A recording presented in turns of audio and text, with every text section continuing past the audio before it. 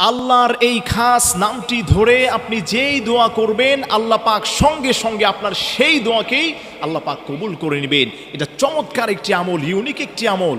আপনি করে দেখেন এই সহজ আল্লাহর খাস নামটি। আমরা পারি না, আমরা কেউ এমন নেই।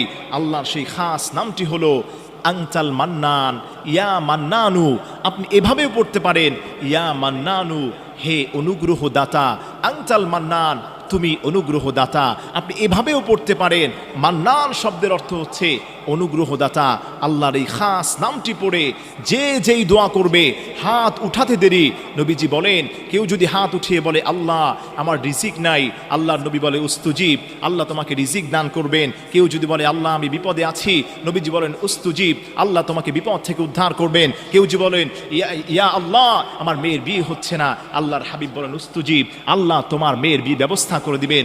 সর্বোপরি মুহাদ্দিসিনে কেরাম ব্যাখ্যা করেছেন